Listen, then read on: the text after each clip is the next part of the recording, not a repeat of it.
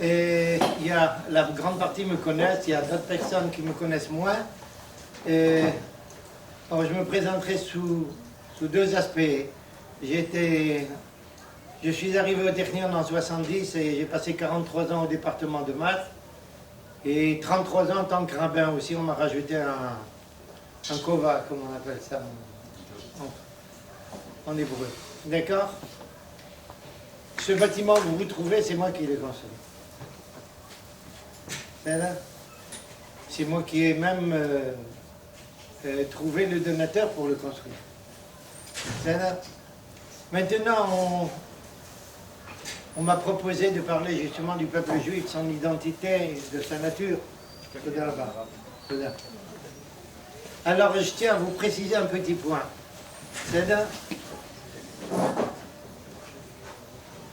Je vous préviens d'emblée, d'abord, si vous n'avez pas d'humour, c'est pas la peine de rester ici à la conférence. D'accord? Pourquoi? Parce que je suis un juif raciste, mais antisémite. Alors, comment on peut être raciste et antisémite? Là, je vais vous expliquer, vous allez voir. Et en plus, rabbin, pas tous les jours. Mais je rajoute un point important pour que vous ne vous trompiez pas. Je suis fils de rescapé d'Auschwitz. D'accord? Ça a un impact sur ce dont on va parler.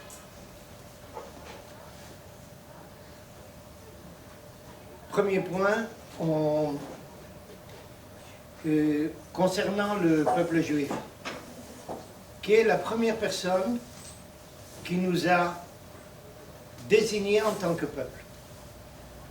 Si vous ouvrez la déclaration d'indépendance d'Israël, ce qu'on appelle en hébreu Megillat Ha'atzmaut, vous allez voir que le peuple juif, il y a une déclaration strictement absurde, pour ne pas dire des termes un peu plus durs que cela, qui prétend que le peuple juif est né en terre d'Israël. C'est un mensonge. Et un mensonge vulgaire. Le peuple juif est né en Égypte. Le premier personnage qui nous appelle peuple, c'est Pharaon. Et là, je vais vous mettre en évidence ce que j'appelle mon antisémitisme. Les Juifs sont trop bêtes pour comprendre qu'ils sont un peuple. Il faut des goïms pour leur expliquer ça. Ils ne comprennent rien du tout.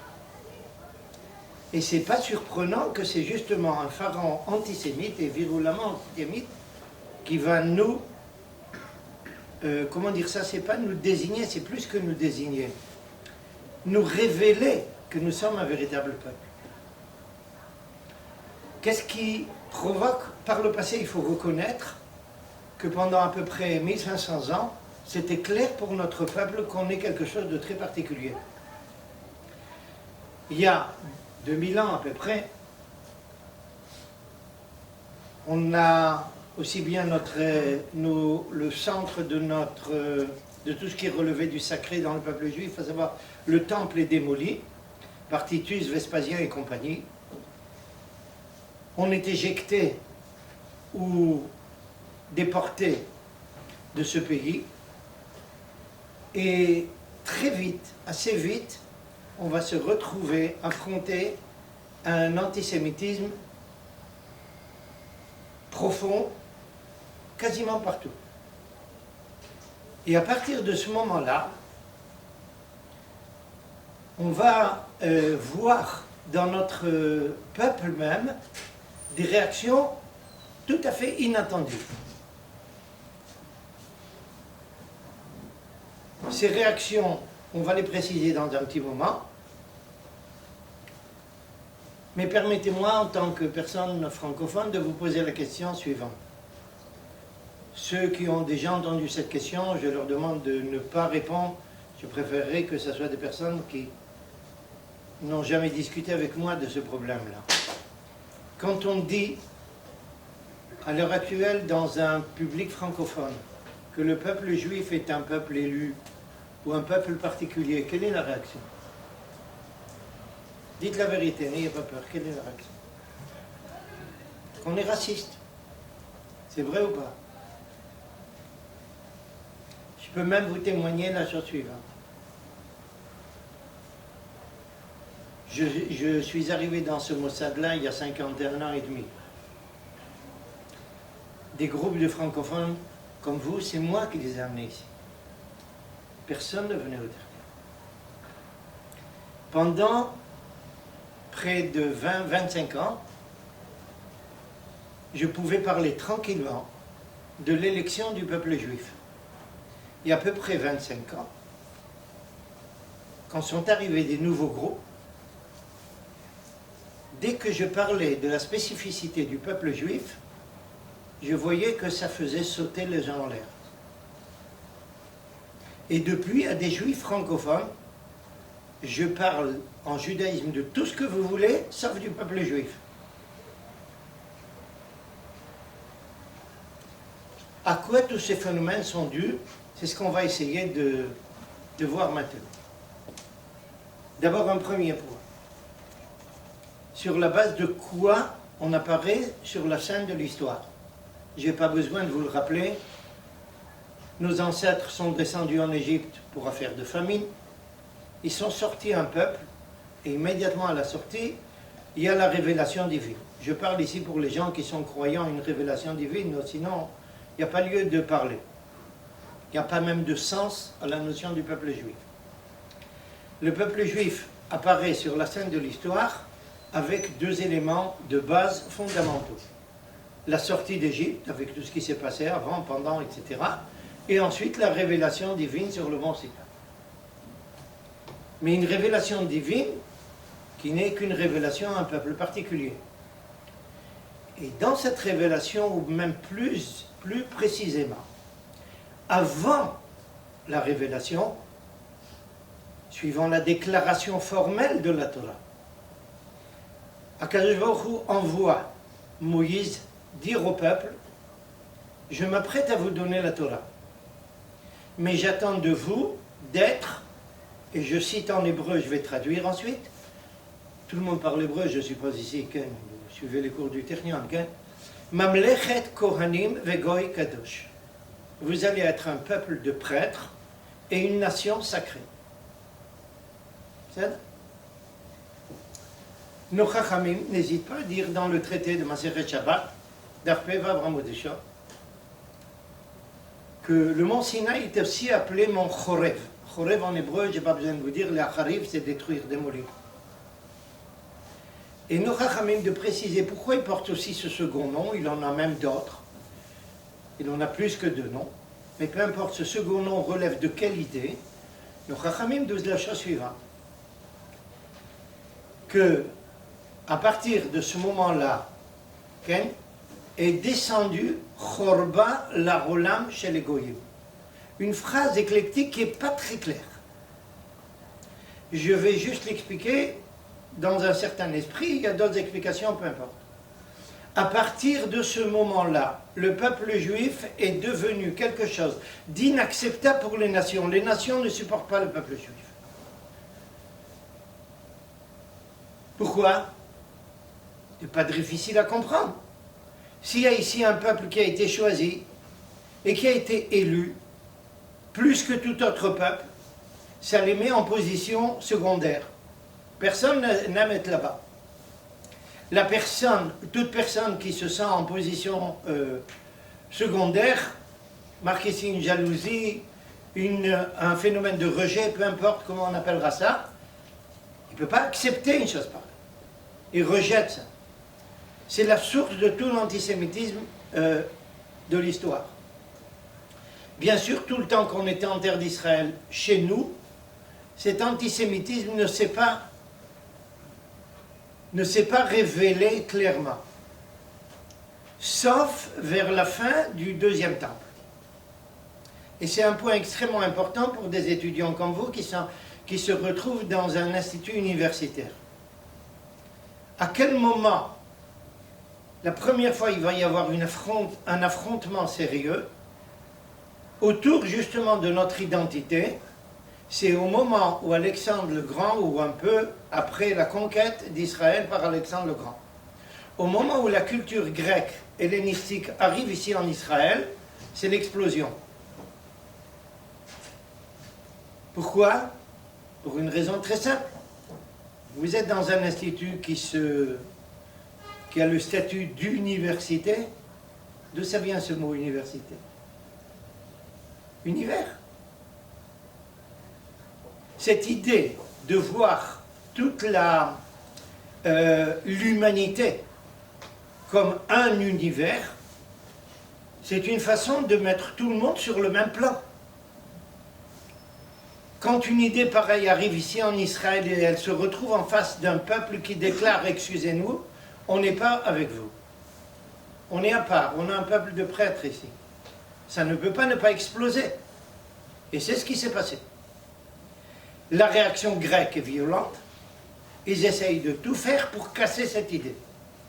C'est comme ça que toute l'affaire des Hashmonaïm a eu lieu, l'affaire de Hanouka, autour de ce point-là. Antiochus envoie ici des délégués pour nous proposer, je vais vous le dire en termes modernes parce que c'est exactement ce qu'il a proposé, la globalisation. Il propose une globalisation, le peuple juif refuse, enfin, au moins une partie du peuple juif refuse. Et c'est eux qui vont prendre les armes pour pas libérer du joug grec, parce qu'on était déjà sous ce joug-là depuis plus de 130 ans, 135 ans, mais pour réagir contre cette volonté de casser, de briser la spécificité du peuple juif. D'accord? Maintenant, comment nous, à notre époque, on doit aborder tous ces problèmes et comment on doit se regarder. Pourquoi je vous ai dit que je suis raciste? Je vous ai dit parce que je fais une différence entre le peuple juif et les autres peuples. Et en terminologie moderne, on appelle ça du racisme. C'est de l'acculturation sur le plan philosophique. Faire une distinction, ce n'est pas du racisme. Celui qui prétend que c'est du racisme, c'est qu'il ne sait rien, ni en logique, ni en philo, ni en histoire, ni dans les notions de racisme.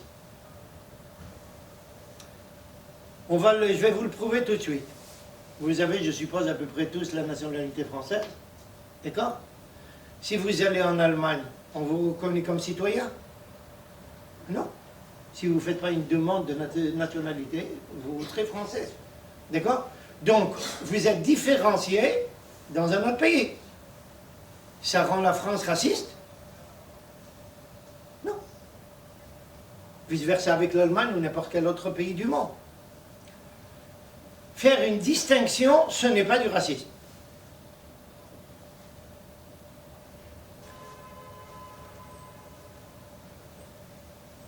Un des plus grands spécialistes de racisme au monde enseignait à l'université de Paris.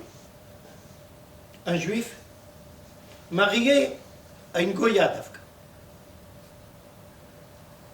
Il a été le premier à élever la voix contre cette définition ordinaire et vulgaire du racisme.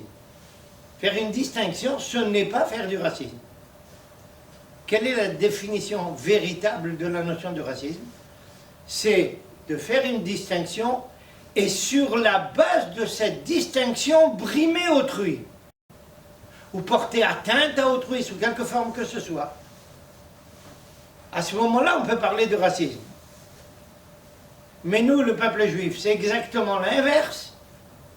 C'est vrai qu'on prétend qu'on est élu, mais attendez, quelle est la définition de la Torah? Mamlechet Kohanim, un royaume de prêtres. Le prêtre n'est pas là pour brimer le peuple, au contraire, pour l'élever. Donc notre différenciation et notre distinction, elle n'est pas là pour brimer, elle est exactement pour l'inverse.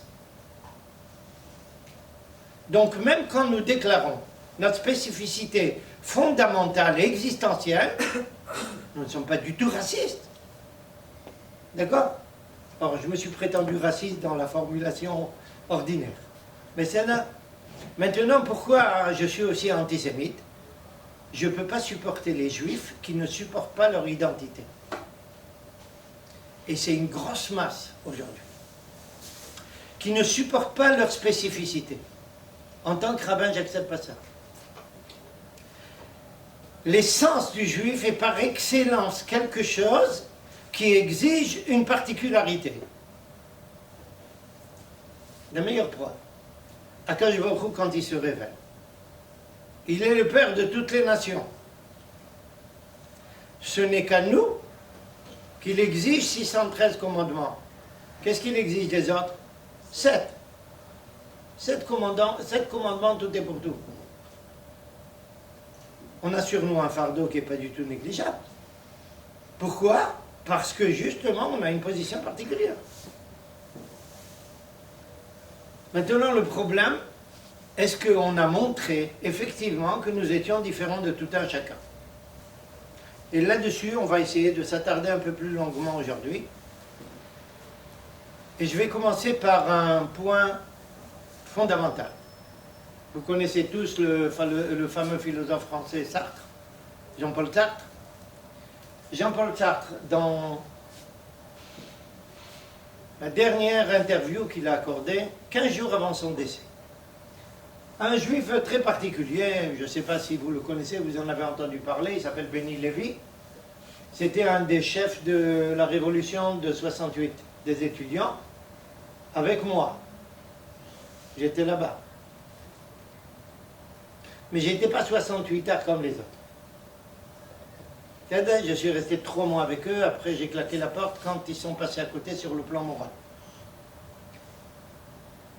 Laissons ça de côté pour l'instant. Le principal élève de Sartre est un personnage qui à l'époque avait pris un surnom Pierre Victor, et son vrai nom c'est Benny Lévy.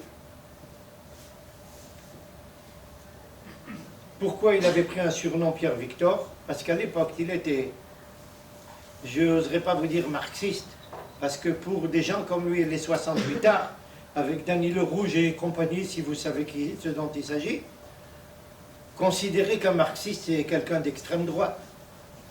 Il se considérait comme maoïste, au nom de Mao qui était le président de la Chine à l'époque. Pour eux, être marxiste, ce n'était pas suffisant. Et ils avaient une haine implacable du judaïsme et de la terre d'Israël. Pour vous dire jusqu'où c'est allé, qui est l'inventeur de cette dénomination qui est maintenant, qui joue énormément sur le plan politique local et international, le peuple palestinien, qui c'est qui a inventé cette notion-là? C'est Benny Lévy. Et c'est lui qui le déclare, c'est pas moi. C'est lui qui a inventé cette notion-là. Bon, mais ça c'est un autre sujet. Dans sa dernière conversation, Sartre, avec Benny Lévy, Benny Lévy, à ce moment-là, est déjà dans un processus qui va le faire passer dans un autre monde. Je ne sais pas si vous le savez. Vous savez combien de dirigeants il y avait à peu près chez les 68 arts? Vous savez ou vous ne savez pas? Il y avait à peu près 400 personnes en tête. Vous savez sur les 400 personnes combien il y avait de juifs? 300. 300 juifs. D'accord? Et vous savez qu'est-ce qu'ils sont devenus ces juifs? Il y avait Bernard-Henri Lévy, Finkielkraut et tous ces gens-là étaient là-bas dedans. Et vous savez qu'est-ce qu'ils sont devenus la quasi-totalité de ces juifs-là? Ils sont devenus des juifs charedim, ultra-orthodoxes plus tard, et Benny Lévy en tête. Comment ça s'est passé? C'est un phénomène spécifiquement juif, mais enfin, on ne peut pas s'attarder sur tous les aspects. Je reviens à cette donc dernière conversation entre Jean-Paul Sartre, pour vous dire jusqu'où c'est allé. Quand Sartre est décédé, tout le monde savait que le principal élève était ce Benny Lévy, et entre autres en Israël, toutes les facultés de philosophie ont décidé de faire une soirée en l'honneur de Sartre, etc., et donc d'inviter son principal élève à parler. Ils ont loué le stade à Tel Aviv de Yad Eliyahu, il y a 4000 places là-bas, et ils ont invité Benny Lévy. Mais ils ne savaient pas que Benny Lévy était déjà devenu Haredi. Alors il arrive en habit de Haredi. 4000 professeurs et étudiants en philo l'attendent, et il commence à parler de philo sur la base d'un traité de Masechet Makot, dans le Talmud. C'était le choc. Dans cette dernière conversation avec Benny Lévy, Sartre dit la chose suivante: pas de révolution possible sans juifs. Sartre était un marxiste. Et il précise, pas de révolution possible sans juifs. Et à partir de ça, maintenant, on doit se regarder dans une glace. Est-ce que c'est vrai ou c'est pas vrai? Commençons par les 2000 dernières années. Est-ce que vous savez ce qu'on appelle en français le dolmen? Vous savez ou vous ne savez pas? Ce sont des stèles, une grande pierre qui repose sur 3 autres pierres ou 4 autres pierres. Okay? Il y en a jusqu'à aujourd'hui en Bretagne des centaines. D'accord? Ça s'élève à un peu plus qu'un mètre, quelque chose comme ça. Vous savez à quoi ça servait? À égorger les enfants dessus pour l'idolâtrie locale. Maintenant, qui c'est qui a fait cesser ça? Non seulement en France, mais dans toute l'Europe. Qui c'est qui a mis fin à ça? Eh bien, la chrétienté, le christianisme. Avec qui? Avec Jésus et ses apôtres. Et je suppose que tout le monde parmi vous est au courant que aussi bien Jésus que les apôtres sont tous juifs. La première grande révolution, c'est pas un juif dont on est fier, c'est clair. Mais c'est des juifs qui ont fait ça. Deuxième exemple.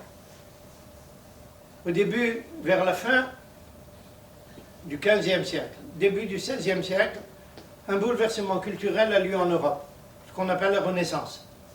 D'accord? Je vous donne un petit exemple qui est un des principaux personnages de cette Renaissance.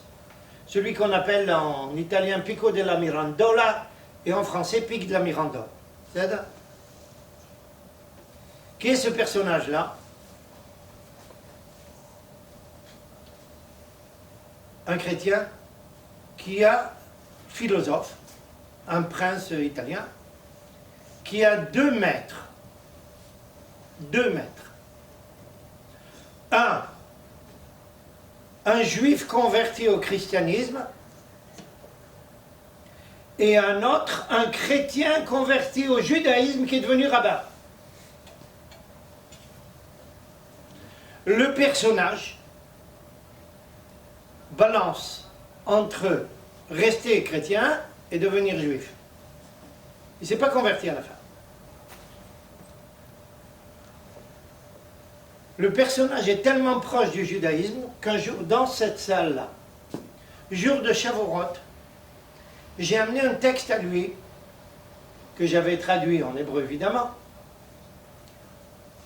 Je n'ai pas précisé qui était l'auteur, et j'ai demandé à tous les assistants, dites-moi, essayez de deviner qui c'est qui a écrit ça. Un, il m'a dit le rabbin tel, l'autre m'a dit le rabbin tel. Mais non, messieurs, c'était Pic de Mirandola. Qu'est-ce que ça signifie pour nous maintenant, concernant notre sujet? Ce bouleversement de la Renaissance est dû au peuple juif une nouvelle fois. Pourquoi? Le monde chrétien n'était pas le centre de la culture jusqu'à l'époque. Un des plus grands centres, c'était tout le monde arabe, qui était enfoncé dans toute la philosophie grecque. Comment toute cette culture arrive dans le monde chrétien? Les Talmidei Chachamim juifs d'Espagne et d'autres endroits et de Provence traduisent en hébreu les textes arabes et grecs pour les juifs et les rabbins d'Europe qui ne parlaient pas ni le grec ni l'arabe. Tout ceci va bouleverser la chrétienté et va bouleverser tout le monde européen. La Renaissance démarre. Il y a quelqu'un ici qui étudie le maths? Ah, toi, bon, toi, Daniel, Nathan, tu connais ça. Est-ce que vous savez tout ce qui... Qu'est-ce que c'est le théorème de Fermat? Vous avez entendu parler de ça? Un des plus grands mathématiciens, okay, français, qui a énoncé un théorème jusqu'à une dizaine d'années à peu près, peut-être un tout petit peu plus. Des milliers de mathématiciens ont essayé de prouver ce théorème, incapables. L'un des ordinateurs les plus sophistiqués dont nous disposons maintenant ont été mis au service de cette problématique pour essayer de voir est-ce qu'on trouvait un contre-exemple. Aucun contre-exemple.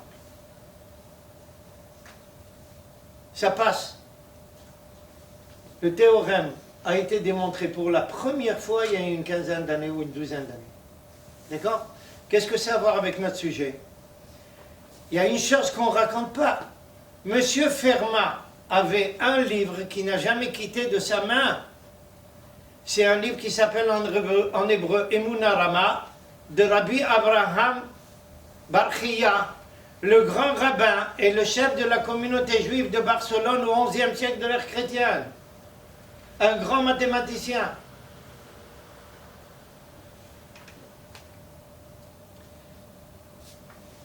Passons à une troisième époque, la Révolution française. Qui c'est qui a provoqué la Révolution française? Personnages comme Robespierre et compagnie, mais sur la base d'un groupe qui s'appelait les Jacobins. Il y avait parmi eux quelqu'un qui s'appelait Jacobi, c'est pas un juif, un goy. Et au nom de ce personnage-là, qui était un des membres de la Révolution de la chose, ça s'appelait le groupe des Jacobins. C'est eux qui ont préparé la Révolution française pendant plusieurs années. Sur la base de quoi? Sur la base d'un livre qui s'appelle le Traité théologico-politique de qui? De Baruch Spinoza. Le juif tordu qui a été mis au banc de la communauté juive. Mais encore un juif. Celui qui a posé les jalons de toute la conception du monde moderne, de l'État moderne, d'une démocratie telle que nous le connaissons, c'est Spinoza. Ça ne se termine pas là. En 1791, Déclaration des droits de l'homme et du citoyen. Qui rédige ça? 5 personnes. En France. 5 personnes. 3 juifs parmi eux.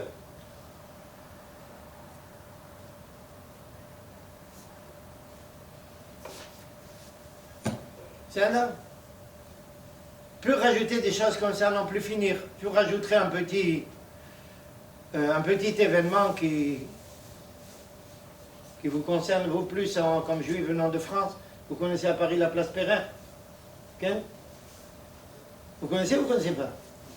Qu'est-ce que c'est la place Perrin? C'est pas la place Perrin, c'est la place Pereira. C'est les plus grands, les fondateurs de la banquerie, je ne sais plus comment on doit dire, ça doit être... Système bancaire. Du système bancaire moderne. C'était les chefs de la communauté juive. C'est en leur nom que cette place porte ce nom. Et j'en passe et des meilleurs. C'est ça. Mais si vous croyez que ça s'arrête là, eh ben c'est très très loin de là. Maintenant, je vais essayer de vous faire lire des textes. Mais avant de le lire, je vous donne une citation oralement. Je suppose que certains d'entre vous, peut-être nombreux parmi vous, ont entendu parler de l'influence grecque sur la philosophie juive. Je me trompe ou pas? Vous avez entendu parler de ça ou non? En tous les cas, dans le monde universitaire, vous pouvez tranquillement entendre parler du fait qu'un personnage comme Maïmonide était un philosophe aristotélicien. D'accord?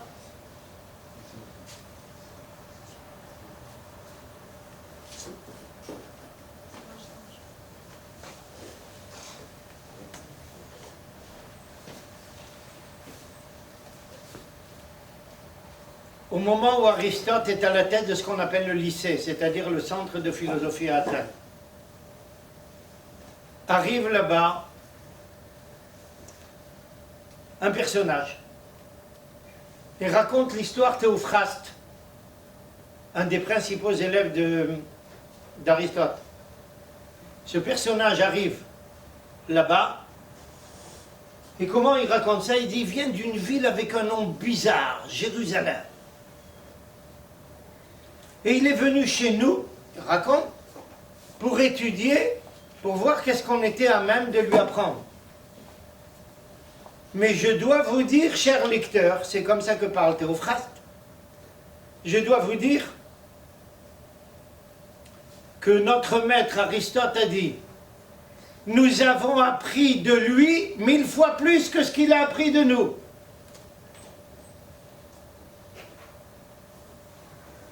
On est il y a 2300 ans.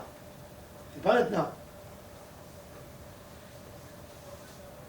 Est-ce que le peuple juif a marqué justement sa spécificité et son particularisme comme il le faut? On va lire quelques textes et je vous dirai au fur et à mesure. Il y a certains, vous verrez tout de suite le nom, il y en a d'autres, je vous dirai le nom à la fin. Commençons par un premier texte.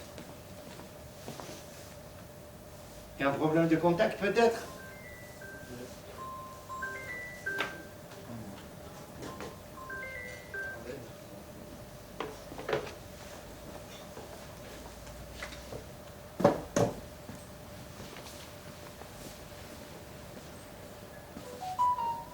Depuis quand dans un marchand de technologie, les problèmes technologiques sont résolus? Je vous assure, pendant 43 ans, j'ai enseigné ici avec quasiment pas un jour où il n'y avait pas une takala technologique.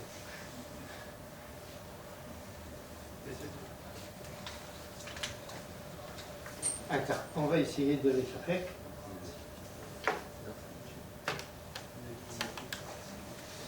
Maintenant, ça doit marcher en principe. Il a bougé le massacre. Non? Non, pas encore. חכה שנייה, יש לך מכשיר אחר? תן לי מכשיר אחר, ננסה.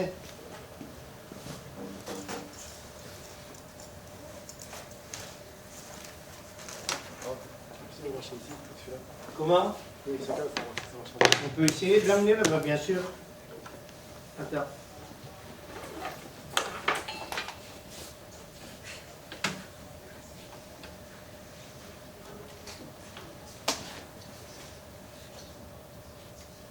Voilà.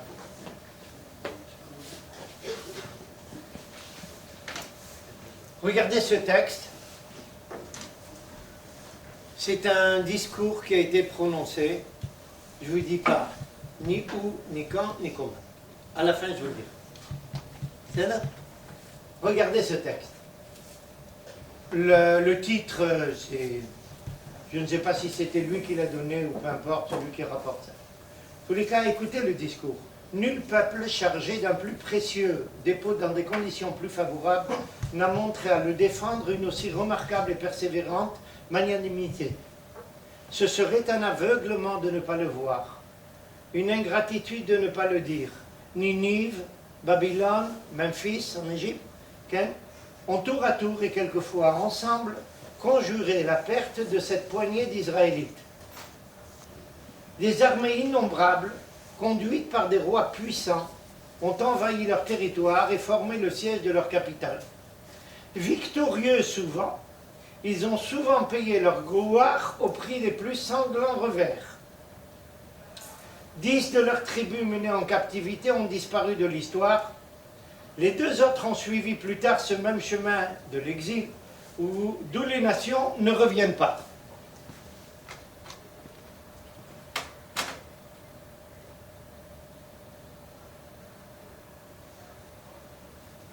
Mais 70 ans d'infortune, vous savez qu'est-ce que c'est ces 70 ans entre le premier temple et le deuxième temple? Il y avait 70 ans d'esclavage, d'exil et captivité.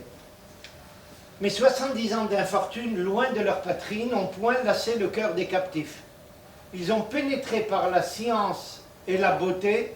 La beauté, je ne sais pas si c'est le terme adéquat, il faut le comprendre dans le sens de l'art. Dans le palais des rois et gouverner leurs vainqueurs. Cyrus les délivre. Alexandre les visite. Un point important, confirmé aussi bien par nos Chachamim que par les historiens grecs, lorsque Alexandre le Grand arrive au nord d'Israël, vient à sa rencontre le grand prêtre d'Israël, Shimon HaTzadik. Et quand il arrive, Alexandre descend de cheval et se prosterne devant Shimon HaTzadik. Il ne s'agit pas juste d'une histoire ou une fameuse fable rédigée par nos Chachamim pour enjoliver l'histoire. Elle est confirmée dans le monde grec. Et les généraux d'Alexandre lui posent la question, mais qu'est-ce que c'est ce comportement? Pourquoi Alexandre de répondre, quand je pars au combat, je vois ce personnage-là dans mes rêves avant. Et lorsque du fond de l'Asie, une persécution nouvelle et plus terrible apporte dans leur temple la désolation de l'impiété, autrement dit de l'athéisme, ils suscitent du milieu d'eux pour sauver la patrie et la religion cette race de Maccabées dont le nom est devenu pour les peuples opprimés par de plus forts qu'eux le nom même du courage et du droit. Et ce spectacle héroïque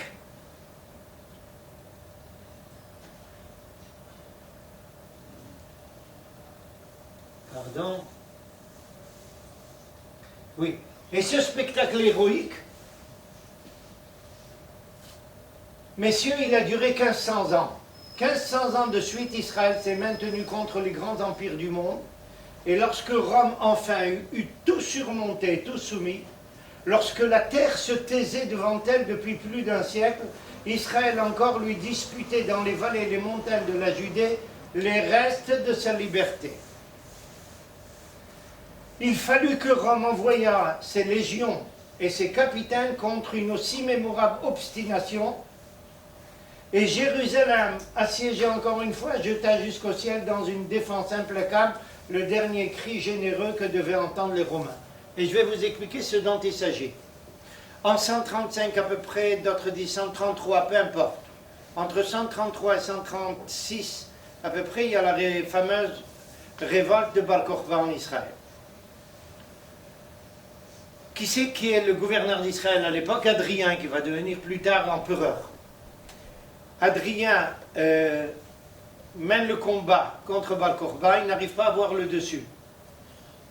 Il met le siège autour de la capitale de Bar-Kokhba. Ce siège va durer plus de 2 ans et demi. Il n'arrive pas à avoir le dessus. Qu'est-ce qu'il fait? Il est obligé d'amener Jules César, le plus grand général d'armée aux Romains de l'époque, qui se trouve à l'époque en Angleterre, pour l'amener avec ses légions ici pour avoir le dessus. Vous avez, je suppose, tous suivi qu'est-ce qui doit se passer, qu'est-ce qu'ont dû faire les États-Unis pour mettre la main sur l'Irak, sur l'Afghanistan, avec le Boeing, c'est même plus 777, c'est 817 déjà, peu importe. Et ça a pris 1 an pour s'organiser, imaginez, il y a 2000 ans. Amener toute une armée d'Angleterre jusqu'ici pour avoir le dessus. Mais ça ne s'arrête pas là. Nous avons maintenant entre les mains les lettres de Jules César qui met le siège autour de Bétar, la capitale de Bar-Kokhba. Et il y avait un formalisme bien connu à l'époque.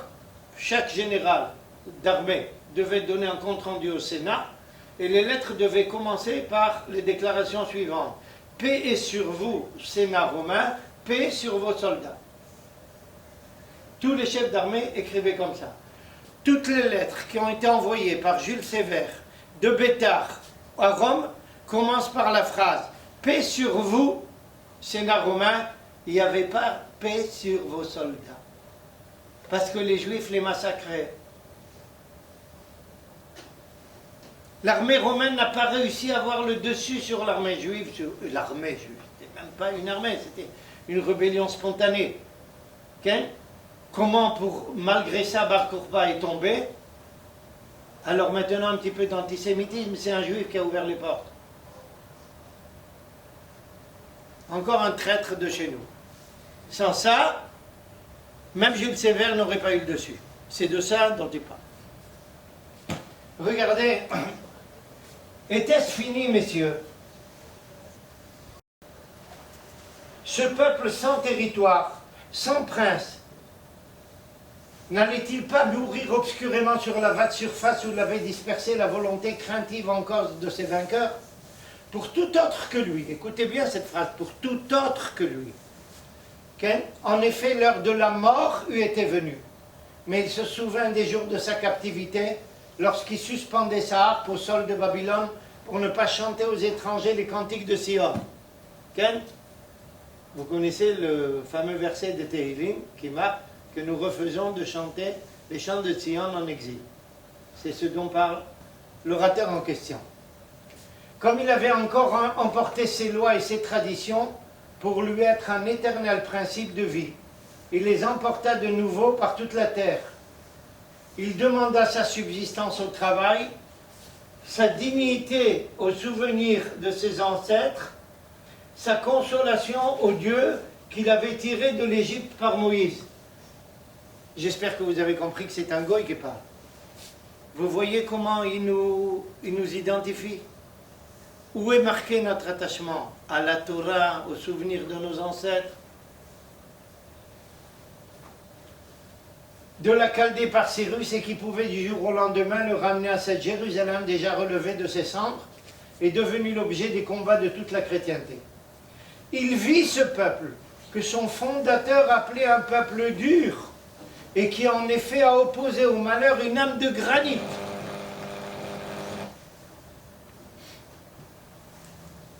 Permettez-moi de vous raconter quelque chose.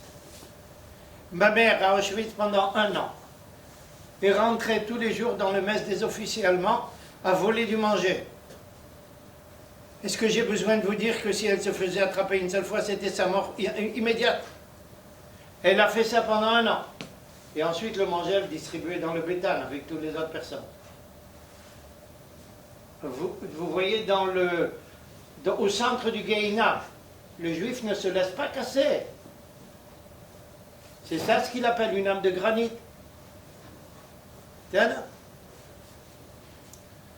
Vous venez de France. Vous n'avez pas d'idée quel est le pays le plus antisémite de l'histoire humaine. C'est la France. Le plus antisémite. Au Moyen-Âge, tous les 20 ans, entre 20 000 et 100 000 juifs massacrés. Surtout à l'époque des croisades et autres. Mais comprenez, ces juifs-là, on leur proposait de se convertir au christianisme. Ils ont refusé la quasi-totalité. Il y a certains qui ont craqué, évidemment, on peut le comprendre. Même si on ne veut pas l'excuser, mais on peut le comprendre. Mais le peuple juif est allé jusqu'au bout. Arshab, il vit encore. Il vit partout. Déshérité de son sol, il a cherché dans le commerce cette richesse mobile qui se cache plus vite que la persécution ne se montre. Et nous voyons les rois, tributaires de son activité, recourir sans honte, pour l'accomplissement de leurs desseins et l'agrandissement de leur gloire, à la bourse vénérée de quelque hébreu. Par ma mère, je suis descendant du plus grand banquier d'Autriche-Hongrie. C'était lui qui prêtait l'argent aux archiducs d'Autriche-Hongrie pour mener leur guerre et compagnie. Il ne m'a pas laissé de l'argent pour la yeshiva, c'est dommage. Ça nous aurait évité des problèmes. Mais c'est ce qu'il faisait, comme dit l'orateur en question. Regardez, encore une fois, Israël vit. Il vit depuis 17 siècles, sans chef, sans temple, sans territoire, souvent persécuté, mais ayant avec lui, comme à Jérusalem, ses antiques et inébranlables pensées. La Torah. Ayant de plus qu'alors cette gloire unique de subsister par une force intérieure que rien ne soutient au dehors, et qui s'alimente à l'autel mystérieux d'un passé surhumain.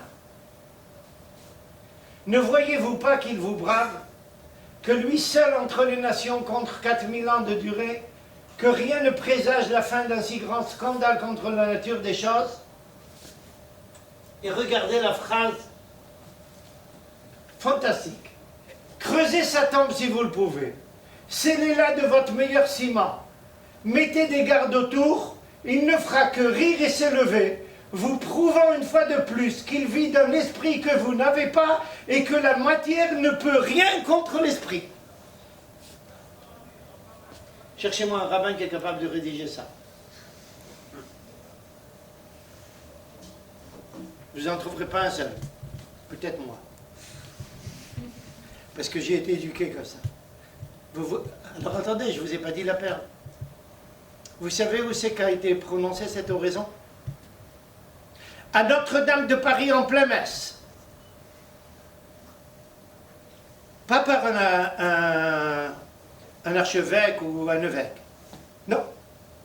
Par un homme au XIXe siècle qui était un grand orateur, un homme d'esprit, connu, et qui était un tel orateur qu'on aimait l'inviter. Il vient en plein messe, dimanche, à Notre-Dame de Paris, ou à l'Heure-Dame de Paris plus exactement, okay? Et il prononce une oraison pareille. Vous vous rendez compte? C'est pas du tout trivial. Mais si vous croyez que c'est le seul, eh bien détrompez-vous. Regardez maintenant d'autres cas. Vous voulez savoir comment il s'appelle? C'est un nom pas très connu, il s'appelle Jean-Baptiste de Lacordaire. D'accord? C'est un espèce de philosophe comme ça, homme de réflexion. Marshall. Avant de vous lire ça, je vais vous lire quelque chose d'autre. J'espère que tout le monde parmi vous connaît ce fameux écrivain qui s'appelle Paul Claudel. D'accord? Paul Claudel était un chrétien, a toujours été un chrétien fervent, antisémite notoire. En tous les cas, jusqu'à la Deuxième Guerre mondiale. À la suite de la Deuxième Guerre mondiale, se passe chez lui un bouleversement. Il passe de l'antisémitisme au philosémitisme. Et regardez ce qu'il écrit. Et c'est très peu de temps, vous voyez en quelle année il est décédé. En 1955, ça veut dire à peine quelques années après la création de l'État d'Israël. Pourquoi je précise ça? Vous allez voir pourquoi. Il parle justement de la création de l'État d'Israël. Nous avons sans aucun doute assisté à un événement immense de l'histoire de l'humanité. Des hommes de bonne volonté, chrétiens et juifs, se sont levés en masse pour mettre fin à la tyrannie hitlérienne et au massacre des juifs pourchassés par les nazis dans l'Europe entière. Leur persécution, il y a une erreur, a provoqué la mort de millions de martyrs. Mais après la guerre, Israël a merveilleusement reçu le don de sa terre. Il a retrouvé les forces nécessaires, après la formidable saignée des années 40, pour reconquérir la patrie que Dieu avait donnée à Abraham. Un petit conseil. Prenez cette phrase, allez convaincre des Juifs. Il y a beaucoup d'Israéliens qui ont besoin de ça. On peut amener ça aussi chez les Palestiniens. Je ne suis pas sûr qu'ils vont être convaincus, mais ça leur fera pas mal d'écouter. Mais regarde, je vous dirai un petit mot là-dessus. Mais après. Contre la volonté des peuples et des nations, écoutez bien, contre la volonté des peuples et des nations, Israël a retrouvé le chemin de la Palestine. À peu près seul, contre le monde entier, il a réussi à vaincre, et cela sans doute parce qu'il n'avait pas moyen de faire autrement. La main de Dieu a visiblement conduit les Juifs pour les arracher à la servitude des nations, comme autrefois pour les faire sortir d'Égypte. Regardez ça, dites-moi, je vous mets au défi de trouver un seul juif, compris rabbin, dans cette terre, à l'heure actuelle, qui est capable de dire que la sortie, le retour des juifs et de vous et de nous, en terre d'Israël, c'est comme la sortie d'Égypte. Peut-être 4, peut-être 5 personnes, pas plus. Mais un goy, il comprend mieux ça, vous comprenez pourquoi je suis antisémite? Il ne peut pas supporter les juifs qui ne comprennent pas leur identité. Archav, comment ne pas voir en ces événements si exceptionnels une intention providentielle et comment ne pas prendre acte d'un accomplissement des prophéties de la Bible dans ce retour aussi miraculeux? Et voilà que le Fils aîné de Dieu, vous voyez, il est raciste. Qui c'est qui a dit cette phrase qu'on est le Fils aîné de Dieu? Qui c'est qui a dit ça le premier? Ben, c'est Dieu. Quand il envoie Moïse, il va chez Pharaon et il lui dit à Pharaon que le peuple juif c'est mon fils aîné. C'est la première déclaration à Pharaon. Vous savez pourquoi? Ça c'est important que je vous le rappelle. Les Égyptiens se déclaraient, comment on appelle ça comment ils ont appelé ça chez les Allemands, les nazis? Le terme a échappé. En tous les cas, c'est eux le top de l'humanité. Quand je vous renvoie, Moïse a dit à Pharaon, monsieur, tu te trompes, c'est pas toi, c'est mes enfants. Paul Claudel revient sur cette phrase, vous voyez? Il dit, le Fils aîné de Dieu redevient le gardien des lieux saints. Kenye Ratzor. Biden n'est pas toujours d'accord, même s'il est chrétien. Achab, il faudrait être aveugle pour ne pas... pour un chrétien fervent, vous savez qu'une phrase pareille, c'est quelque chose d'exceptionnel. Vous savez pourquoi? Dans les évangiles, il y a écrit explicitement que le peuple juif ne recouvrera jamais ni Jérusalem ni la Judée. Vous comprenez ce qu'il dit ici? Il faudrait être aveugle pour ne pas voir dans ce phénomène une intervention de Dieu. Vous voyez qu'on a besoin d'optométristes et de refaire une œil. Il y a beaucoup de juifs qui ont besoin. Quelle est l'intention de Dieu? Celle d'affirmer de nouveau et de permettre l'accomplissement de la vocation œcuménique d'Israël. Qu'est-ce que c'est la vocation œcuménique? L'être les prêtres de l'humanité. La caractéristique qui me passionne chez les Juifs, c'est justement qu'ils soient des citoyens du monde, que pendant des siècles, ils aient eu l'humanité entière pour patrie au-delà du temps, au-delà des barrières nationales et tribales, au-delà de la différence des langues et des cultures. Cela parce qu'en vérité, le message d'Israël s'adresse à l'homme pur, tel qu'il est sorti des mains de son Créateur au premier matin du monde. Qu'est-ce que vous dites d'une phrase pareille? Si un juif déclarait ça ici au Technion, il se fait virer pour Gizranou tout de suite. D'accord? Vous voyez dans quel monde nous vivons maintenant, mais les goyim ont pris conscience. C'est les juifs qui ne sont pas capables de prendre conscience. Je ne sais pas qu'est-ce qu'il me reste comme temps. Je dois arrêter, non? Encore 10 minutes. J'ai encore quelques minutes. Alors,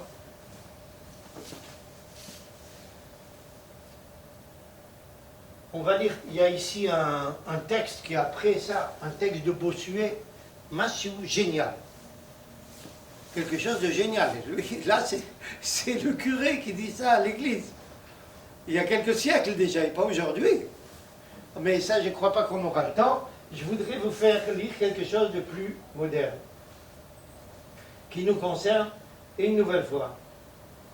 Regardez ici une écrivaine sud-africaine, qui écrit sur les Juifs. C'est un texte qui a été rédigé il y a quelques années. De fait, il est difficile pour toutes les autres nations du monde de vivre en présence des Juifs. Vous connaissez la déclaration de Goethe, le fameux poète allemand? Il dit, quand je vois un Juif, je vois un morceau d'éternité.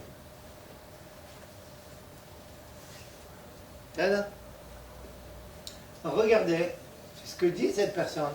Difficile de vivre en présence des Juifs.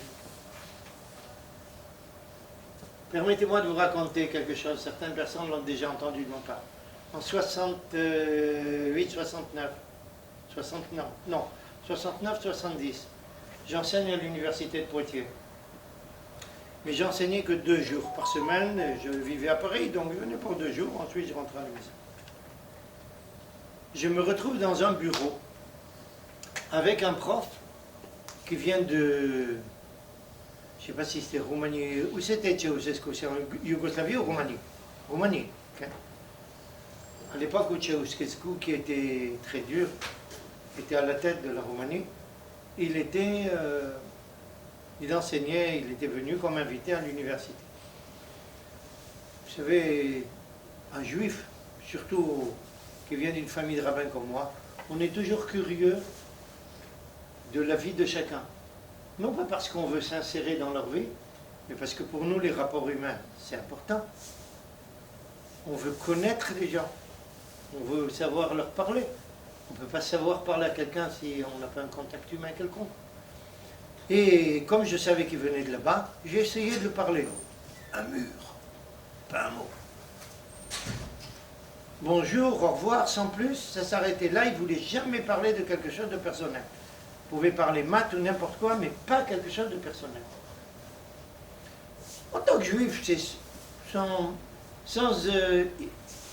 comment dire ça, sans aucune intention mauvaise, je suis revenu à la charge à plusieurs reprises. Un jour, il a craqué. Et il commence à ouvrir la bouche et me raconter tous les malheurs dont il souffre là-bas en Roumanie.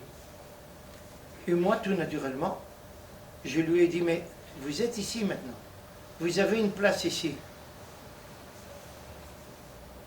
Pourquoi vous ne restez pas ici? Et je dois vous préciser, il ne savait pas que j'étais juif. Enfin, il n'avait aucune raison de savoir. Pourquoi? J'avais pas de barbe.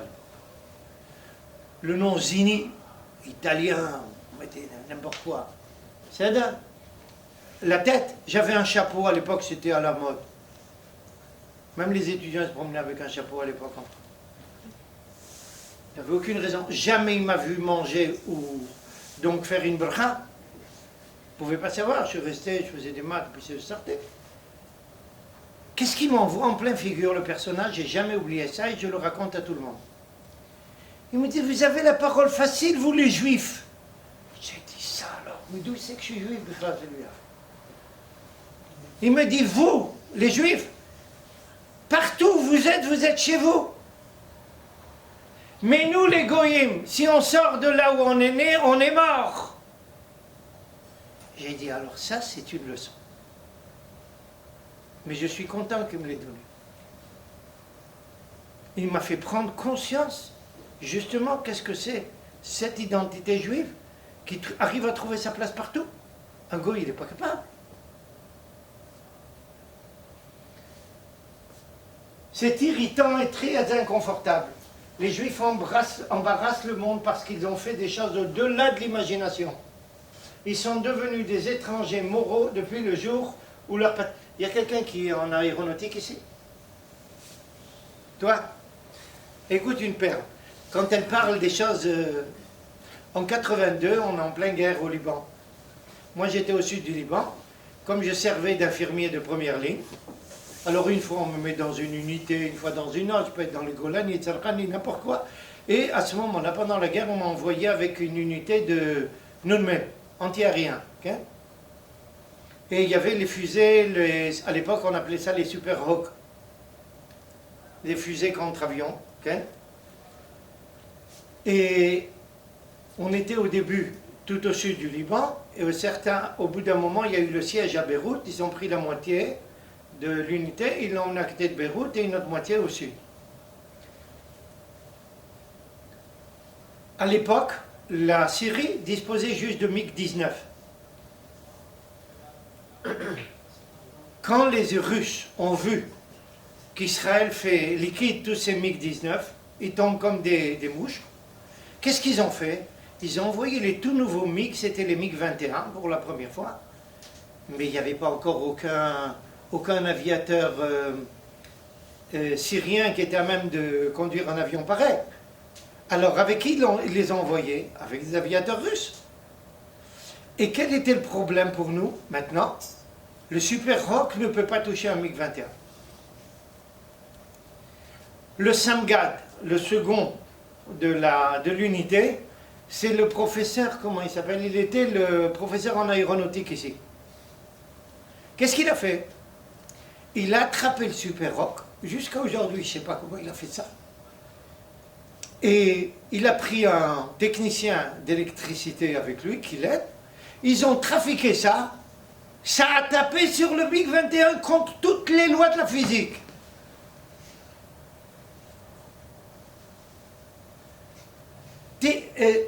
Scientifiquement parlant, impossible, mission impossible. Et ça a été touché. Et c'est vrai dans tous les domaines.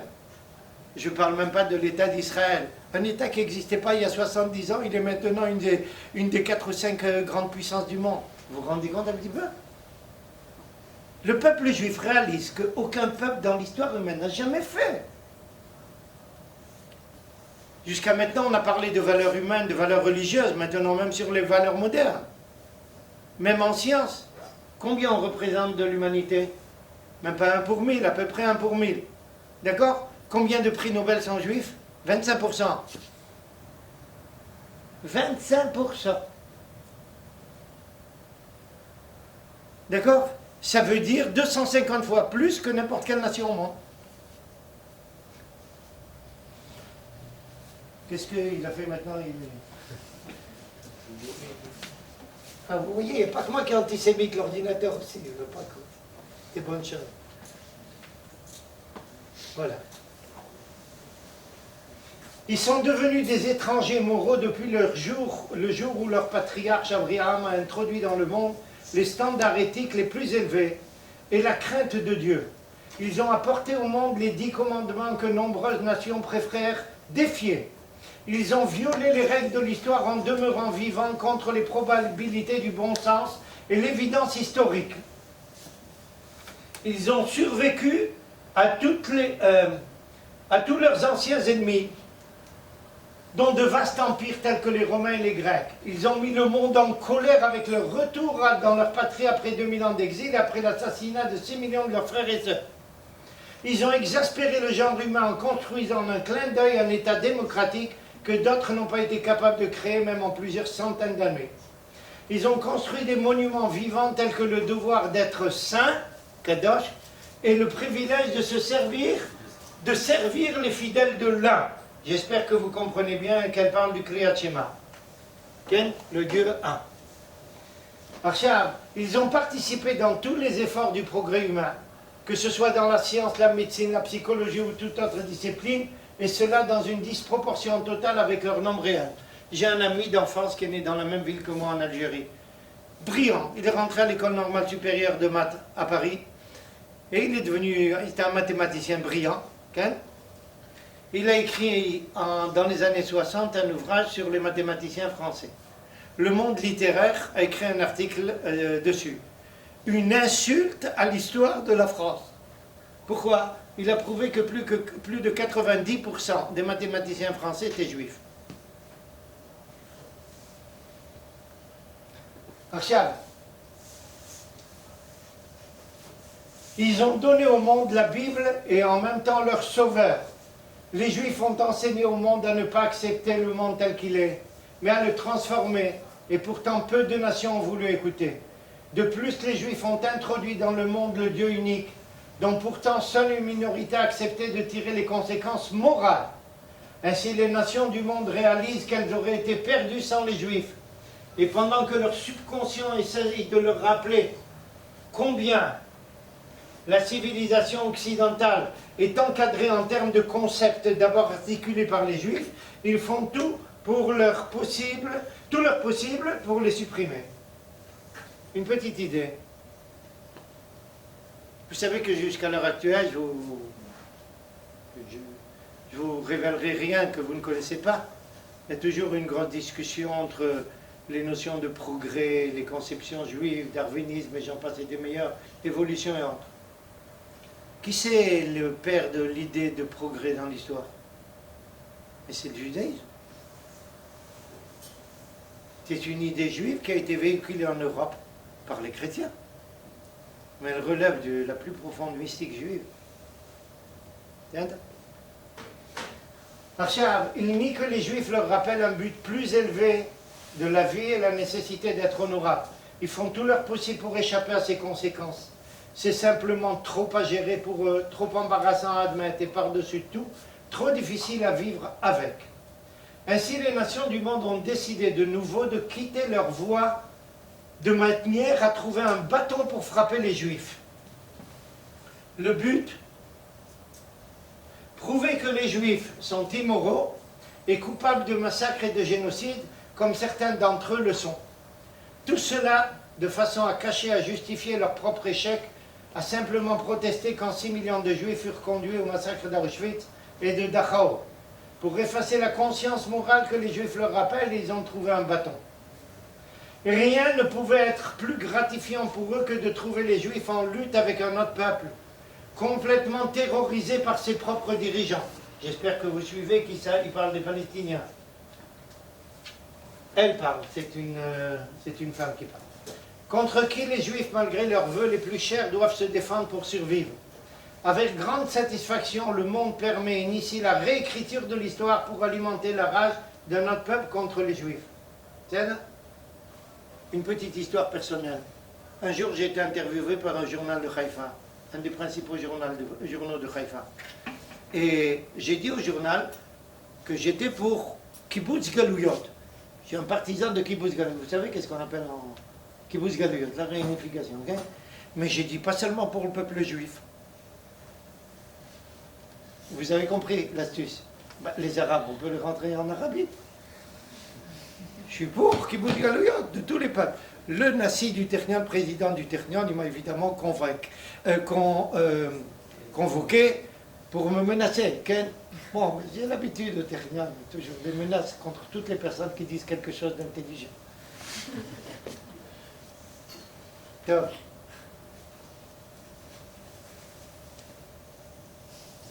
cela malgré le fait que les nations comprennent très bien que la paix entre les parties pourrait être intervenue depuis longtemps, si seulement les Juifs avaient disposé d'une chance équitable. Aux yeux de ça, ils ont sauté avec joie dans le train de la haine pour justifier leur jalousie des Juifs et leur incompétence à rendre en charge leurs propres problèmes moraux. Pour que ça soit clair, un des principaux généraux de l'armée israélienne se retrouve en Suisse il y a quelque temps. Et on parle justement des rapports entre Arabes et Israéliens. Il y a là-bas l'ambassadeur de Jordanie qui est invité. Il est à la conférence. Quand arrive le tour du représentant d'Israël qui était ce général, l'ambassadeur de Jordanie se lève pour partir. Mais ce général-là domine parfaitement l'arabe. Il s'adresse à lui en arabe en lui disant « Monsieur l'ambassadeur, je vous demande s'il vous plaît de bien vouloir me rendre un service, restez ici. Écoutez ce que je vais dire. » Ça l'a surpris. Il a donc accepté de rester. Il reste. Et voici que le général en question lui dit la chose suivante.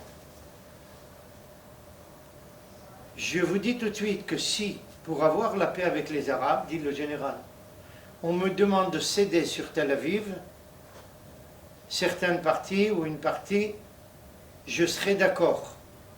Mais si on me demande de céder sur Jérusalem, il n'en est pas question. L'ambassadeur de Jordanie s'est levé devant tout le monde et il lui a dit « Monsieur le général, avec une personne comme vous, croyante, je suis prêt à parler. » Voyez la différence entre un juif et un goy? J'arrête. J'ai des textes comme ça, vous savez, je termine tout de suite, j'ai des textes comme ça en centaines. Les goyim, qui sont de standing, ont compris qu'est-ce que c'est le peuple juif. À qui il reste de comprendre? On a ici un rôle particulier, on a des capacités que personne n'a, mais surtout des capacités spirituelles, morales, religieuses. On en a aussi d'autres. C'est sur la base toujours d'une croyance et d'une foi profonde qu'on est là. Et c'est grâce à ça qu'on s'est maintenu, qu'on a traversé l'histoire et qu'on s'est maintenu durant toute l'histoire. Alors je vous souhaite à tous de garder ça bien à l'intérieur, bien ancré dans votre conscience, d'agir dans ce sens-là et de participer à tout ça. Kol tov lachem b'hatzlacha v'u'bechinot.